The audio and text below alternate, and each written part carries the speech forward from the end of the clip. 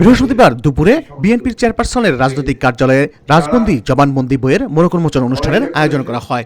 অনুষ্ঠানে প্রধান অতিথি হিসেবে উপস্থিত ছিলেন বিএনপির মহাসচিব মির্জা ফখরুল ইসলাম আলমগীর। এতে সভাপতিত্ব করেন বিএনপির চেয়ারপারসনের উপদেষ্টা ইসমাইল জবিউল্লাহ।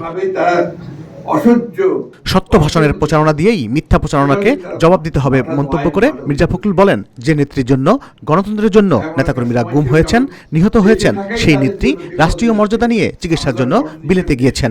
এটাই সফলতা। দেশের মানুষ তাকে বিপুল অভিবাদন জানিয়েছেন।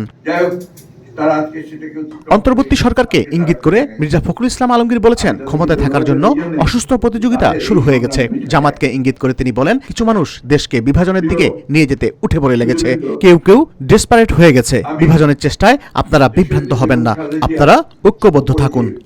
হাসিনা চলে যাওয়ার পর থেকে, পালানোর পর থেকে আমরা কেন নিজেদেরকে আবার সেই পুরো বিশ্বাস ফিরিয়ে যেতে পারছি না, ঐক্যের জায়গাটাতে থাকতে পারছি না। কি দুর্ভাগ্য যে এখন যেটা শুরু হয়েছে, এতে যারা মনে করে এতটুকু সুস্থ ব্যাপার না, অসুস্থ একটা প্রতিযোগিতা শুরু হয়েছে ক্ষমতায় টিকে থাকবার জন্য। আর ক্ষমতাটা টিকে থাকবে তখনই যখন তুমি সেটেল করতে পারবে, স্টেবিলিটি আসবে।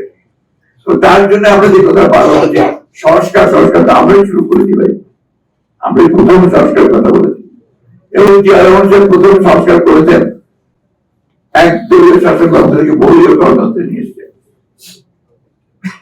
তবে সংস্কার পুরো কাঠামো পরিবর্তন করে দিয়েছে। এই যে সংবাদপত্রের স্বাধীনতা একদম বন্ধ ছিল মাত্র 4টা পত্রিকা ছিল। তার বক্তব্যে সংস্কারের বিষয়টিও উঠে আসে। সংস্কার প্রসঙ্গে মির্জা ফখরুল বলেন, সংস্কার একটি চলমান প্রক্রিয়া, আর সংস্কার শুরু করেছিলেন বিএনপির প্রতিষ্ঠাতা শহীদ প্রেসিডেন্ট জিয়াউর রহমান। বিএনপি সবসময়ই সংস্কার চায়। অনুষ্ঠানে ইসমাইল জবিউল্লাহ বেগম খালেদা জিয়াকে মিথ্যা মামলা থেকে আনুষ্ঠানিকভাবে মুক্ত ঘোষণার দাবি জানিয়ে বলেন, আমি ম্যাডামকে বলেছিলাম একজন দেশ থেকে পালিয়ে গেছেন আর আপনি সসম্মানে বিদেশে চিকিৎসার জন্য যাচ্ছেন। তখন তিনি আমাকে বলেছিলেন, দেশের জন্য আমলাতন্ত্রকে উন্নত করতে কাজ করতে হবে আমাদের।